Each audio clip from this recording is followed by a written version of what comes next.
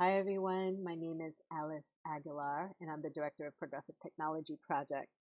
In this video, we will review how to add a new individual contact into PowerBase.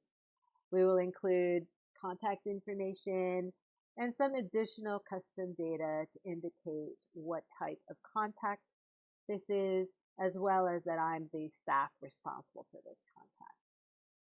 So let's take a look at the navigation menu in PowerBase. Notice here under the contact menu is where you will find how to add a new individual. Notice you can also add a new organization. That's the other contact type you can add, and we'll talk about that later. But it's good to know the difference between an individual and an organization so that you are able to later create relationships between individuals and, let's say, their employers, which would be an organization. For today, we're going to add a new individual contact. So we're going to click on Contact, click New Individual. Notice there's other types, subtypes of individuals, such as a media contact or elected official. In this case, we're just going to add a general individual contact. I'm going to click on New Individual. And here on this next screen, you will see there's information you can begin to add under the contact details.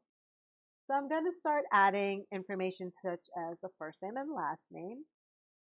So let's add a contact called Rocky Mountain. And I can add things like their job title, but I'm going to just move on to an email. So let me just come up with an email. And when you add an email, you have a choice to add the type of email. You can see the different types that are available, like home, main, work. I'm going to start with home. You can also add a phone number. So I will add the number, a phone number here. And again, you can decide the format that you want to enter. And you can choose the phone location if it's a home phone again, or a work phone. And then there's a type that's important. If you know it's a mobile phone, put in a mobile phone. Otherwise, you can use the general phone type. I'm going to also add in an address. So you would scroll down, and these are called accordions. And I'm going to click address to open up the address information. Here again, you can indicate the type of address. In this case, I'm also going to just note a home address. And it's the primary location for this contact. So I'm going to enter information here. I can start typing it in and entering a city. And I'm going to default to North Carolina and make sure I enter my zip code in the postal code. Lots of other information here you could add, but I will move on. And here, under constituent info individuals, this information here is what we call custom data, which you can work with folks in your organization as to the kinds of data you want to track. In this case, this is an organizing prospect, so I'm going to check that type. Notice the individual constituent type is required in this database. You can choose in your own organization if you want to require this field or not. And then there's one other piece of information that will be important. In here, in my organizing strategies, I want to be able to locate contacts that I'm responsible for. So there's a custom field underneath the constituent info individuals called staff responsible. And here I can just click on this and I can look up my name. And in this database, my name is Ria Grande. So I can start typing my name, Ria, and there we are. And that's how I add the staff responsible. And I will talk about how your name gets into the staff responsible field here in a moment.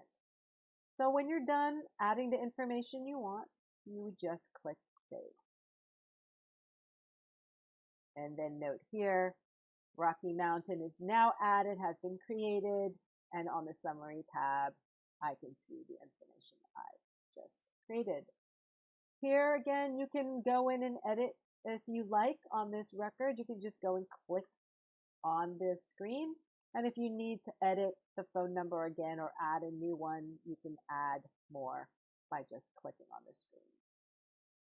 And you can do this also anywhere in this page. You can just click on an area and add and edit if you need to, if you've forgotten to add something.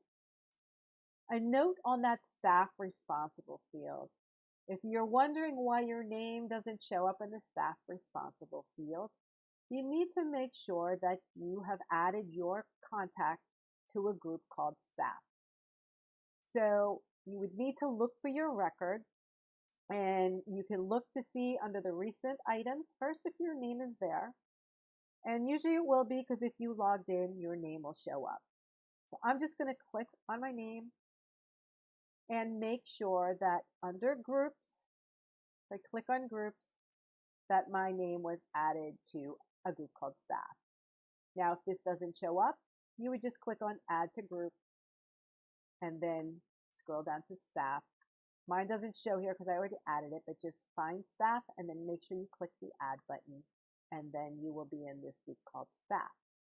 And that group is what is being displayed when you click on staff responsible. It will only show the contacts that were added to this group